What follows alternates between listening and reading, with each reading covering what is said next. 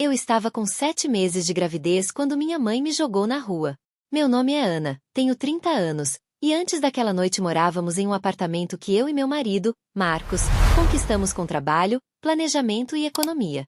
Eu enviava $12.000 todo mês aos meus pais. 12 mil que eu transferia com a sensação de estar cumprindo um dever, para ajudar com contas, reformas e, acima de tudo, tentar comprar um pouco de paz. Em casa o berço já estava montado no quarto pequeno. O móbile balançava sobre o colchão e uma pilha de bares dobrados aguardava pacientemente ao lado da janela. De manhã eu sentava com uma caneca de café. Sentia o piso laminado sob os pés e contava os movimentos do bebê como se cada pontapé fosse um minuto de calma. Marcos era meu porto seguro, engenheiro sereno, de mãos firmes, que ajeitava a cadeira sem alarde. Projetamos cada centavo pensando num começo seguro. Mesmo assim havia uma tensão diária, mensagens ignoradas, pedidos velados, ingratidões pequenas que eu absorvia como custo de manter a família. Quando parei de ser vista, aprendi a me tornar discreta. Sorriso contido, voz baixa, contas pagas.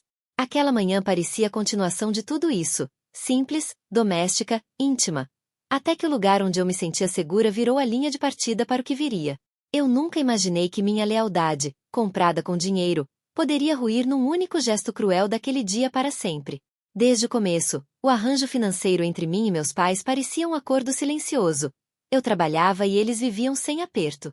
Ao longo dos anos, $12.000 por mês deixaram de ser uma ajuda pontual e viraram a base do cotidiano na casa onde cresci. Não houve um pedido formal em voz alta.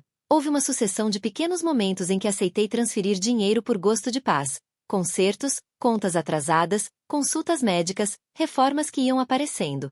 Eu dizia a mim mesma que estava sendo responsável, que ajudar os pais era mais que um dever, era gratidão. Mas a gratidão, quando vira rotina, pode se transformar em expectativa. A casa dos meus pais foi mudando aos poucos. O sofá ganhou um revestimento novo, a cozinha teve azulejos trocados, e os jardins passaram a receber vasos elegantes. Minha irmã, Lara, deslizou por essa mudança sem pressa. Empregos temporários, amizades que iam e vinham, noites na casa dos pais entre um contrato e outro. Ela chegava, com uma bolsa, e era recebida como se tivesse todo o tempo do mundo. Roupas largadas, pratos na mesa, conversas interrompidas, nada que parecesse incomodar além de um suspiro condescendente. Enquanto isso, minhas mensagens às vezes ficavam sem resposta. Minhas pequenas vitórias pareciam não caber na parede da sala. Houve episódios que, reunidos, desenharam um padrão claro. No aniversário dos meus 17 anos, a festa improvisada que Lara organizou foi elogiada e fotografada. Minhas medalhas escolares, guardadas numa caixa, não ganharam um comentário. Na minha formatura, parente após parente falou de como queriam apoiar quem ainda precisava de incentivo. Uma frase que soou como uma decisão tomada por mim antes mesmo de eu existir. Quando comprei o berço e montei o quarto do bebê, encontrei fotos de projetos de Lara empilhadas num canto como se fossem parte da decoração. Peças que eu havia pensado em guardar com carinho foram deixadas de lado. Estas pequenas humilhações não eram grandiosas, mas tinham um efeito acumulativo. Cada gesto silenciava um pouco mais a minha voz. No início, a razão me acompanhava. Eu queria evitar brigas, queria ajudar, queria que meus pais vivessem sem preocupação. Havia orgulho em poder ser útil. Havia satisfação em resolver problemas com um pagamento que chegava na hora certa. Mas, com o tempo, comecei a sentir que o dinheiro substituía conversas, que pagamentos regulares enterravam pedidos de afeto. A reciprocidade foi diminuindo, e eu me perguntava se os valores que eu enviava compravam conforto ou compravam silêncio. A sensação era de estar presente em extratos bancários, mas ausente nas fotos de família. Enquanto meus depósitos mantinham a casa, minha presença era medida em recibos, não em abraços. Internamente, vivi um conflito pesado. Em uma parte de mim, justificava cada transferência como ato de amor. Em outra, guardava uma tristeza silenciosa, uma erosão lenta da dignidade. Sempre que tentava estabelecer um limite, vinha a acusação velada. Você pode ajudar, né? Nós somos sua família. O argumento da culpa funcionava como uma trava, e eu recuava. Essa dinâmica criou uma cegueira emocional. Fui me acostumando a ser a provedora invisível. Estava nas transferências, nas chamadas para confirmar datas, nas noites em que me ofereci para cuidar de problemas que não eram meus. Mas não estava nas conversas importantes, nas decisões familiares ou nos pequenos gestos que demonstram afeto. Esses padrões minaram minha confiança. Comecei a duvidar se eu ajudava por generosidade ou para manter uma imagem. Perguntava-me se, ao pagar, eu estava comprando respeito ou apenas alimentando uma expectativa que me consumiria. E foi esse desgaste que me deixou mais vulnerável no dia em que tudo explodiu. A sensação de que minha identidade tinha sido reduzida a uma linha de crédito, enquanto o verdadeiro afeto se evaporava aos poucos. Nos momentos de silêncio, eu imaginava uma outra versão de mim, a que poderia estabelecer limites sem medo, a que seria vista sem ter que pagar por isso. Não era apenas sobre dinheiro, era sobre dignidade e reconhecimento. Essas pequenas rachaduras emocionais não se curavam sozinhas, e quando combinadas, criaram um terreno frágil que enfim rachou no confronto que eu jamais pensei viver com quem me trouxe ao mundo, e sem volta. Você vai me dar o quarto? Minha irmã falou como se estivesse pedindo um favor qualquer. Uma pergunta casual lançada entre pratos e conversas de domingo. O tom dela era leve, a intenção, cirúrgica. Eu estava sentada na beirada do sofá, a mão apoiada no ventre, sentindo cada movimento do bebê como um lembrete de que tudo era mais frágil agora. Lara, esse quarto é o do bebê, respondi devagar, tentando manter a voz estável. Eu já comprei o berço.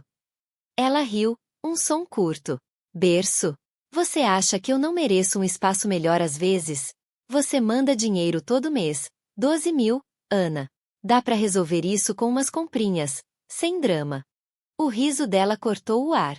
No fundo da sala, minha mãe cruzou os braços, o olhar tranquilo como quem examina um problema que se resolve com uma ordem. Meu pai permaneceu encostado na porta, com aquele ar de quem sempre espera para ver de que lado o vento vai soprar. Você sempre acha que tudo se resolve com compras, minha mãe disse, devagar. Mas nem tudo é sobre contas, querida. É sobre o que faz sentido para casa. Via uma calma ensaiada na voz dela. A calma de quem sabe que pode ditar regras sem que ninguém questione. Eu respirei fundo. Olha, eu não quero conflito. Posso pagar uma ajuda extra, eu posso. Minhas palavras saíram atropeladas, como se tentassem comprar mais tempo. Ofereci aumentar o depósito deste mês, sugere que alugassem outro cômodo por conta da minha irmã, propus até dividir o quarto durante os finais de semana. Tentei todas as soluções práticas que um mês inteiro de contas me ensinara a bolar. Cada proposta foi recebida com pequenos gestos que agrediam mais do que palavras. É sempre a mesma coisa com você, murmurando pela sala. Você sempre tem uma desculpa, disse meu pai num tom que pretendia ser neutro, mas que soou como uma sentença. Você ajuda, mas vive se colocando no centro. A humilhação veio em camadas. Lara apontou aos outros. Ela tem um marido, ela pode se virar. Sempre foi assim. Alguém na sala riu quase sem perceber, e por um segundo senti o peso das câmeras imaginárias que sempre pareciam filmar meus erros. As pequenas ingratidões que eu havia guardado na memória, as fotos não tiradas, os telefonemas não atendidos, vieram como pedras rolando ladeira abaixo e acertando meu peito. Minha respiração ficou curta. Senti a barriga apertar de forma sutil, um aviso. Estou grávida, 7 meses, falei, com a tentativa de que a razão, e a condição física, falasse por mim. Havia um tremor na minha voz que eu não conseguia disfarçar. O silêncio que se seguiu foi mais pesado que qualquer acusação. Foi um vácuo que me empurrava para fora. Você escolheu isso, minha mãe disse finalmente, o olhar frio. Você escolheu viver longe de nós, escolher a sua vida. Não faça drama aqui. Ou você sai agora, ou nós mostramos a porta. Era uma ultimatum disfarçado de conselho. Minha cabeça girou por um segundo. Cada palavra pesava como se fosse feita de chumbo. Lembrei das noites em claro, das transferências feitas no prazo, do almoço que enviei quando meu pai cancelou um concerto. Tantas pequenas concessões tinham se transformado em um bilhete de saída empurrado para minhas mãos. Tentei argumentar, ofereci um adiantamento, sugere prazos. Tudo foi recusado com olhares que me espezinharam. Houve um momento, um pequeno intervalo onde só se ouviam os tic-tacs do relógio, em que percebi o que aquela conversa queria significar além das palavras. Não era só o quarto, era o último fio de controle que eu mantinha sobre um lar que, aos poucos, havia sido apropriado. Eu, que dava 12 mil por mês, estava prestes a perder o espaço onde minha filha dormiria. A minha gravidez doía com cada pensamento de perda. Meus passos ficaram mais lentos, a vontade de chorar lutava com o instinto de procurar uma solução racional. Tentei manter a compostura, respirar com lentidão. Não posso sair daqui, falei, a voz baixa e firme. Não vou abandonar o quarto do meu bebê. O ar na sala tremia de tensão. Olhares corroíam minha coragem. E naquele instante, enquanto o silêncio crescia de novo, Eu soube que a discussão não terminaria em palavras, que algo maior estava prestes a acontecer. Fim que o ar na sala ficou tão pesado que parecia possível cortá-lo com as mãos. O rosto de minha mãe, antes apenas frio, mudou num flash, uma máscara de raiva fina e controlada. Eu ainda tentava manter a voz baixa, explicando, oferecendo soluções, quando ela se levantou com um movimento seco. Havia algo de decidido no jeito como andou até a estante onde um objeto decorativo, pesado e brilhante, descansava como ornamento. Não tive tempo de pensar. Só senti o impacto. A cabeça zuniu como se alguém tivesse ligado um liquidificador dentro dela. Um som agudo atravessou meus tímpanos. O gosto metálico do sangue subiu na boca. Tudo ficou lento. O objeto que bateu, as partículas de poeira no ar, o brilho do lustre. Meu mundo se condensou num ponto de dor pulsante.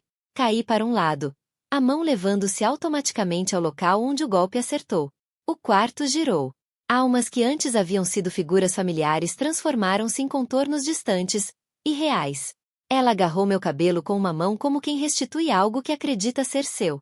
A dor de ser puxada pelo couro cabeludo foi elétrica, cruzando meu corpo até os ossos. Senti as raízes do meu cabelo cederem sob a força e a vergonha veio junto. Uma vergonha ancestral de ser tratada como um objeto descartável. Arrastaram-me pela sala como se eu fosse uma mala velha. Os sapatos bateram contra o piso laminado, fazendo um ruído seco que ficou fixo na minha cabeça como metrônomo de humilhação. Sai agora, ouvi minha mãe dizer, cada sílaba como uma lâmina. A voz do meu pai não veio em minha defesa. Ele ficou parado, a expressão vazia, como um espectador que prefere não se sujar. Essa ausência do meu pai doeu tanto quanto a violência. A traição que não era só física, mas moral. Ele, que segurou minha mão em tantas noites de febre, recuou como se eu fosse um problema que interferia na estética da sala. A porta escancarou e o vento frio da rua entrou como se quisesse limpar o ar. Me empurraram para fora. A calçada parecia distante, uma superfície irregular feita de promessas quebradas. Minha barriga, já pesada com o bebê, balançou com o impacto. Senti um aperto interno como se alguém tivesse apertado um nó dentro de mim. O mundo inclinou. Um ardor quente espraiou-se por entre as pernas. Algo quente e aterrador que corria por mim. O medo se apoderou de cada célula. Respirei, tentando compreender se aquilo era sangue, líquido, perda.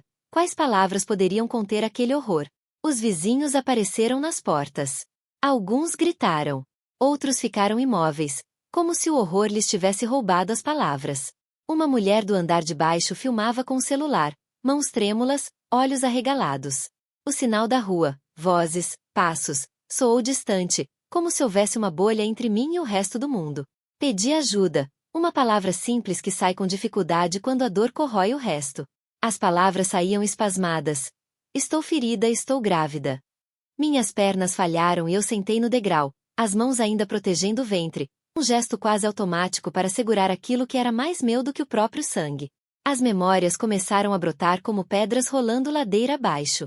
Vi as transferências que fiz, as contas quitadas, os concertos que paguei no dia em que o portão estragou, a colher deixada de lado na pia, as fotos que não tinham espaço na sala.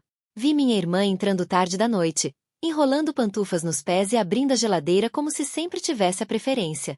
Cada lembrança era um corte novo, porque não eram apenas lembranças.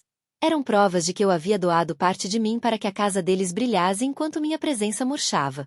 Houve um momento estranho de lucidez entre dores. Ouvi alguém dizer que aquilo não deveria ter acontecido, que aquilo era demais. Mas as vozes se misturavam. Minha mãe gritava que eu era ingrata. Minha irmã murmurava que eu havia criado situações. Meu pai continuava a olhar para o nada.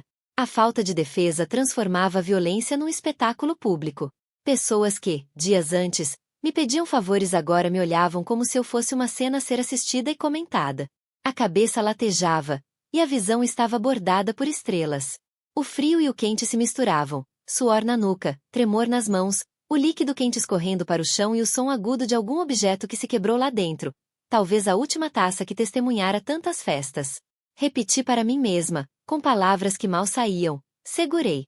Proteja. Segure. Era um mantra frágil, querendo criar um abrigo sobre o que restava de mim. A dor veio em ondas, mais ferozes a cada respiração. Um grito escapou de mim, longo e cru. Não era apenas físico, era soma de anos de pequenas humilhações, de ser reduzida a um apoio financeiro, de descobrir que o preço que eu pagava não era respeito, mas silêncio até o ponto da violência. O som do meu próprio grito ecoou pelas fachadas. Por alguns segundos, tudo que pude ouvir foi aquele som, reagindo ao vazio que se abria à minha frente. Quando tentei levantar, o mundo girou de novo. Tudo parecia desbotado, distante, como se eu estivesse dentro de um quadro que alguém movia com desprezo. Os passos que vinham de dentro da casa não eram para buscar. Eram passos para fechar uma porta que agora me colocava fora de qualquer proteção. Sentei-me no frio do degrau, a respiração acelerada, os olhos ardendo, e senti o chão se abrir sob minhas certezas. Um grito, meu, interno e externo, se enredava com o barulho do bairro, e eu soube, com uma certeza cruel, que aquela expulsão não era apenas física. Era demonstração final de que meu valor havia sido contado em notas bancárias e encontrado insuficiente. Fim que a dor ainda vibrava em ondas quando a porta da casa bateu atrás de mim, e o ar da rua me atingiu como um choque frio. Não caminhei, fui empurrada até a calçada, as mãos tremendo, a barriga pesada como uma âncora. Havia sangue. Um fio, depois outro, e a roupa grudando como se fosse um segundo peso. A vizinha do térreo, a dona Marisa, apareceu na soleira como se tivesse sentido o grito antes de ouvi-lo. Seus olhos encheram-se de choque, sem pensar duas vezes, ela me estendeu a mão. Entra, entra, disse, a voz trêmula. Eu chamo alguém. Marcos estava do outro lado da rua em questão de minutos, não porque eu tivesse implorado, mas porque ele conhecia minha voz. Ele correu para mim, o rosto pálido, o casaco ainda ensopado de suor. Quando me alcançou, ajoelhou no concreto como se o chão fosse território sagrado e me envolveu com cuidado, como se fosse segurar uma taça de vidro muito fina. Fica comigo, murmurou. A simples presença dele me deu um fio de lucidez. A dor vinha em ondas mais rápidas agora. Meus dedos buscavam meu ventre como se houvessem mãos invisíveis tentando segurar o que era mais meu que tudo. Marcos ligou para o 190 com a voz firme. Pediu uma ambulância. Disse que eu estava ferida e grávida de 7 meses. Enquanto isso, eu tentava lembrar as orientações que o obstetra havia me dado nas consultas. Respirar, não fazer esforços, procurar atendimento imediato em caso de sangramento. As instruções eram agora uma lista curta que eu repetia como um mantra. Respira comigo, ele sussurrou, e marcava o compasso com as mãos na minha costela. Inspirar, expirar. Um ritmo que fazia a dor parecer menos caótica. Os minutos até a chegada da ambulância pareceram longos como horas. A vizinhança se enchia de sombras curiosas. Alguém colocou uma cadeira na calçada, outro trouxe um cobertor. Uma jovem filmava com o celular. Sua voz dizia, sem conseguir disfarçar o pânico, que ela tinha gravado tudo. Uma senhora fez menção de chamar a polícia. Nessa pequena rede, senti pela primeira vez desde a agressão que não estava inteiramente sozinha. Os paramédicos chegaram com a pressa contida de quem sabe que cada segundo conta. Fizeram perguntas objetivas, tocaram minha pressão, mediram minha frequência cardíaca, colocaram um monitor sobre a barriga. Tem sangramento? Já houve perda de líquido? Perguntou a técnica, a voz prática. Respondi o que pude. Um dos socorristas paletou a mão, sentiu o pulso e disse, ela em choque, vamos estabilizar e levar ao hospital. Foi tratado com profissionalismo. A forma como manejaram a maca, como as luvas se ajustaram, deu a sensação de que as coisas, pelo menos as técnicas, estavam no lugar certo. No hospital, a pressa se transformou em procedimentos coordenados. Enfiaram-me uma camisola, fizeram acesso venoso, pediram sangue, colocaram um cardiotocógrafo.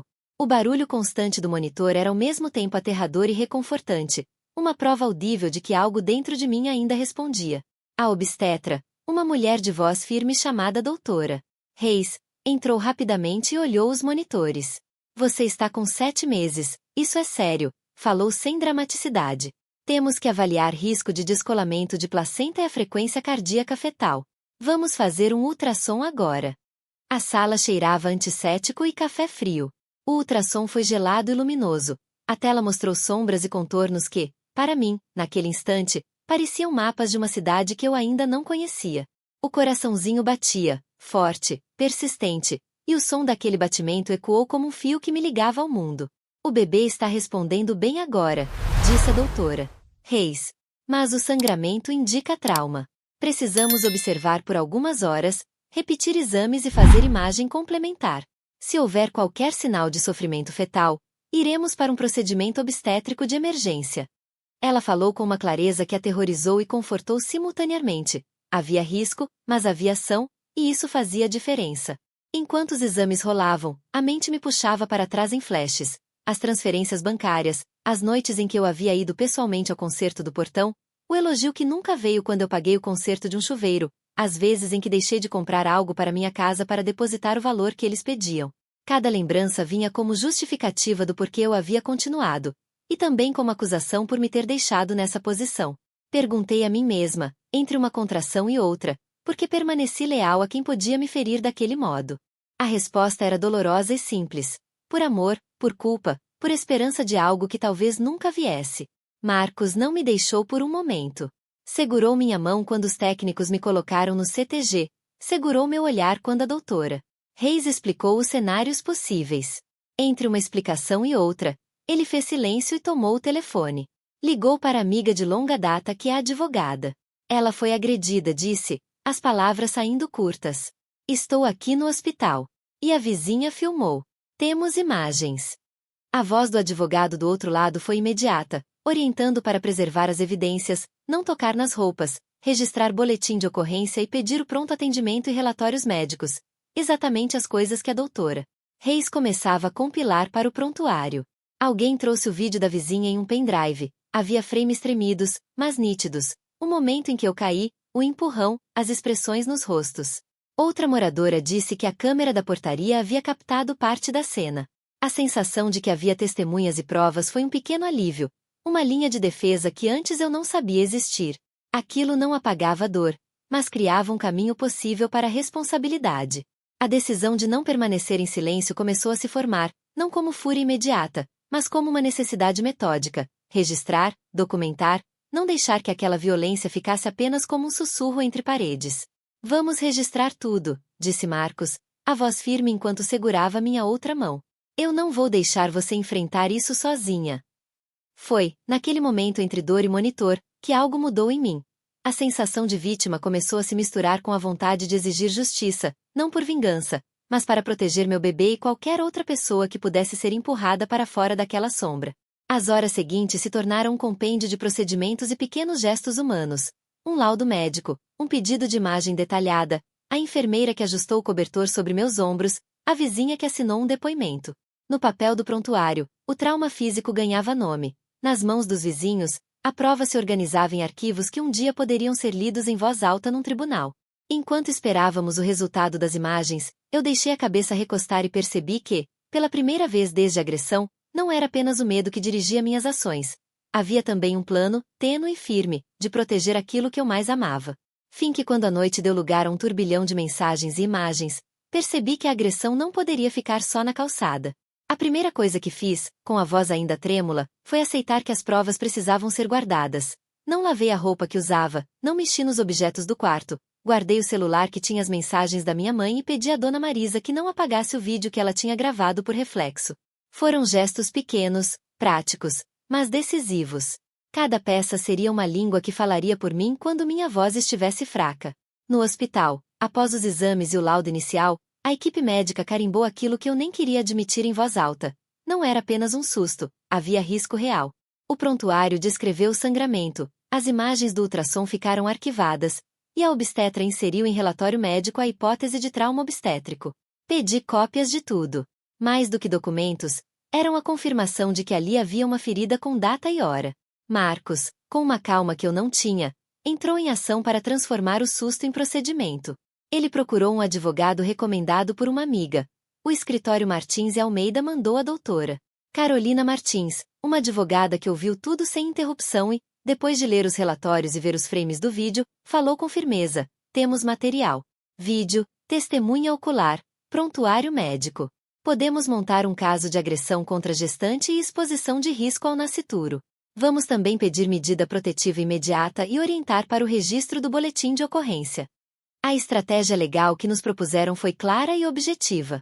Primeiro, registrar tudo formalmente, boletim de ocorrência na delegacia, exame de corpo de delito no IML, solicitar cópias do prontuário e dos exames do hospital, e preservar as mídias digitais, o vídeo da vizinha, as fotos que alguns moradores tiraram e as imagens da câmera da portaria. Segundo, consolidar testemunhos. Pedir que a dona Marisa escrevesse um relato por escrito, solicitar declarações das pessoas que presenciaram a cena e garantir que as gravações fossem entregues com cadeia de custódia preservada. Terceiro, envolver um perito obstetra que explicasse, em laudo técnico, como o trauma físico poderia causar risco ao feto. Esse laudo serviria para ligar o ato agressivo diretamente ao perigo causado à minha gravidez. Por fim, preparar uma narrativa coesa para apresentar ao Ministério Público. Cronologia, provas, testemunhas, laudo médico e pedido claro de responsabilização criminal e medidas protetivas. Ao mesmo tempo, doutora Carolina me alertou para as reações previsíveis da família. Eles vão tentar transformar isso em uma briga familiar. Vão dizer que houve um mal-entendido, que você exagera por conta da gravidez, que você quer dinheiro. Podem até acusar você de provocar a situação. E teve razão. Nos dias seguintes, recebi mensagens em tom acusatório, perguntas sobre minha estabilidade emocional, menções a hormônios, e alegações de que eu teria inventado tudo por atenção. Essa tática de gaslighting é classicamente usada para enfraquecer a credibilidade da vítima. Por isso, a equipe jurídica trabalhou para antecipar e neutralizar cada linha de ataque com provas objetivas. A construção do caso transformou a dor em método. A primeira providência prática foi formalizar o boletim de ocorrência. Descreve os fatos, a data, as testemunhas e anexeis às mídias. Em seguida, o exame pericial colheu marcas, fotos das lesões e laudo que atestou as condições físicas. Comunicamos também à administração do prédio a solicitação oficial das imagens das câmeras, que tinham registrado parte da cena. Para evitar rasuras, tudo foi protocolado com datas e horários, criando um mapa que ligava a agressão aos relatórios médicos e aos depoimentos das testemunhas. Além da esfera criminal, discutimos medidas imediatas de proteção. Doutora Carolina explicou sobre a possibilidade de pedir medidas protetivas de urgência, ordens judiciais que poderiam proibir contato, aproximação e até determinar saída dos agressores do domicílio comum, quando aplicável. Eu não queria transformar a situação em espetáculo. Queria segurança. A proteção não era vingança. Era uma cerca para nosso bebê e para nós dois. A advogada também sugeriu avaliar uma ação civil para reparação por danos morais, como forma de deixar claro que a violência traz consequências concretas e que o custo do silêncio não seria apenas emocional. Enquanto a máquina legal rodava, recolhemos vozes da comunidade. A vizinha que filmou assinou um depoimento declarando que havia visto. Outros moradores se dispuseram a atestar em cartório suas versões. Essas vozes, pequenas e anônimas, foram se tornando uma muralha que me protegia do isolamento. Ver pessoas comuns se posicionando foi um alívio. Não estava sozinha, e o burburinho da rua tornava-se prova, não apenas fofoca. Também nos preparávamos para o tribunal emocional que se seguiria. Doutora Carolina pediu que eu escrevesse, com calma, uma linha do tempo dos eventos, desde as primeiras transferências mensais até a noite da agressão, e que separasse documentos, extratos bancários, mensagens em que minha mãe discutia finanças, recibos de conserto que eu havia pago. A montagem tinha um objetivo central: demonstrar padrão, mostrar que a agressão não foi um surto isolado, mas o ápice de um comportamento de desvalorização e dependência financeira. Houve hesitação natural, medo do que a exposição poderia trazer, da revolta pública, do desgaste emocional de reviver tudo em depoimento. Doutora Carolina foi direta: a justiça pode não curar, mas estabelece limites. É um passo para que isso não se repita, para que outras pessoas vejam que há consequências. Eu queria que minha filha nascesse num mundo onde violência contra gestantes não fica impune. Queria que minha escolha de não silenciar servisse para ensinar que lealdade não se paga com impunidade. Montado o dossiê, com provas datadas e laudos, com testemunhas prontas, e com a medida protetiva solicitada, sentia que algo havia mudado em mim. O medo persistia, mas cedia espaço a uma determinação metódica. Eu não buscava humilhar minha família. Buscava responsabilizar quem me feriu. A cada documento entregue ao advogado, a cada testemunho assinado, reconstruía-se também a minha dignidade, não como compensação, mas como base para um lar seguro. O tribunal estava lotado naquela manhã. O ar parecia denso, como se cada respiração carregasse expectativa. As cadeiras rangiam sob o peso de jornalistas, vizinhos e curiosos. Eu me sentei na fileira reservada às vítimas, sentindo minhas mãos frias e úmidas, apesar do blazer que usava para transmitir firmeza. A madeira escura do banco refletia a luz dura das lâmpadas, e o eco dos passos do juiz ao entrar preencheu o espaço como um lembrete. A verdade seria testada ali. Quando o gavel bateu na madeira, um silêncio quase reverente se instalou. O juiz, com um olhar austero, anunciou a retomada da audiência. À minha frente, minha mãe e minha irmã estavam sentadas lado a lado, impecavelmente vestidas, como se tentassem encenar uma imagem de respeitabilidade. Mas o tremor leve na mão da minha mãe denunciava algo além da máscara. O promotor se levantou, e logo a tela foi acionada. O vídeo da noite da festa voltou a se projetar para todos verem. A decoração cor-de-rosa, as luzes cintilantes, minha barriga de grávida em evidência e, em seguida, o momento da explosão. O empurrão, minha queda, os gritos abafados. Cada segundo do replay parecia arrancar pedaços da minha dignidade. Mas, ao mesmo tempo, também expunha a verdade que elas tentaram negar. Eu ouvi murmúrios contidos entre o público, alguns até ofegando diante da brutalidade que antes estava escondida entre as paredes da minha casa. As testemunhas começaram a ser chamadas. Primeiramente, minha vizinha, que tinha corrido até mim depois da agressão, descreveu minha expressão de dor, o sangue que manchava meu vestido, o desespero em sua voz firme e trêmula. Depois, um dos convidados confirmou que minha mãe havia gritado comigo pouco antes do ataque, acusando-me de ser ingrata e egoísta. O advogado de defesa tentou desqualificar cada relato, insinuando exagero, histeria ou mal-entendidos. Mas a consistência das falas, e a frieza da gravação, deixavam claro que não havia como torcer a verdade. Finalmente, chegou a minha vez. Caminhei até o púlpito com passos pesados, mas firmes. O microfone diante de mim captou até mesmo a respiração curta que tentei controlar. Por um instante, fechei os olhos e pensei no bebê que ainda crescia dentro de mim, no futuro que eu queria construir. Eu nunca imaginei estar aqui contra minha própria mãe e irmã. Comecei, a voz embargada, mas contida. Eu dei tudo o que podia para sustentá-las.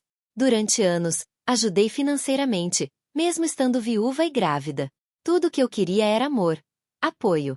Mas, no momento em que mais precisei, fui tratada como um peso. E, naquela noite, perdi mais do que equilíbrio, perdi a confiança, perdi a segurança dentro da minha própria família. Enquanto falava, senti os olhos fixos em mim. Não eram apenas os do júri, mas também os de minha mãe, que desviava o olhar como se a vergonha a sufocasse. Minha irmã, ao contrário, mantinha o queixo erguido, tentando sustentar a fachada de inocência. Quando terminei, o silêncio foi profundo. O juiz pediu que o júri se retirasse para deliberar. O tempo pareceu se arrastar, cada minuto esticado em angústia. Eu olhava para as mãos, lembrando-me de como haviam segurado meu marido em seus últimos dias, e agora tremiam pela necessidade de proteger a mim mesma e ao meu filho. O retorno do júri trouxe uma tensão quase insuportável. O porta-voz se levantou, papel em mãos. Consideramos a ré culpada de agressão agravada, anunciou em voz clara. Consideramos a corré cúmplice por conivência e incentivo. O alívio me atingiu como uma onda, mas não trouxe felicidade pura. Era uma vitória amarga. O juiz pronunciou a sentença. Minha mãe receberia pena de prisão em regime semiaberto, multas e uma ordem de restrição definitiva. Minha irmã, condenada à prestação de serviços comunitários e à proibição de contato comigo por 5 anos. O gavel bateu novamente, selando o destino delas. Eu inspirei fundo. Não havia júbilo, não havia celebração. Mas havia algo mais precioso, a sensação de ter minha dignidade restaurada, de ter colocado limites que nunca antes havia ousado impor. Quando deixei o tribunal, o sol da tarde me envolveu com um calor inesperado. Pela primeira vez em muito tempo, senti que o peso sobre meus ombros era menor. A justiça não apagava cicatrizes, mas me devolvia o direito de caminhar sem medo. Hoje, quando olho ao redor da minha casa, sinto uma paz que antes parecia impossível. As paredes já não carregam ecos de gritos ou acusações, mas o som suave das risadas do meu bebê e o cuidado silencioso do meu companheiro, que encontra nas pequenas rotinas, preparar meu chá, arrumar o berço, fechar as janelas à noite, formas de me lembrar que agora estou segura. A cada marco do meu filho, cada sorriso desdentado, cada passo incerto, percebo que a vida não acabou no dia em que fui expulsa. Pelo contrário, foi naquele momento de ruptura que a verdadeira reconstrução começou. E é por isso que falo com você, que talvez esteja se sentindo esmagada, invisível ou usada. Saiba, você tem o direito de estabelecer limites, de buscar ajuda legal, de proteger sua paz. Família não é apenas quem compartilha o sangue, mas quem escolhe caminhar ao seu lado. Se essa história tocou você, deixe nos comentários como foi quando você decidiu dizer basta. Compartilhe este vídeo para que outras pessoas saibam que existe saída. E se inscreva no canal para ouvir mais histórias reais de sobrevivência, justiça e renascimento.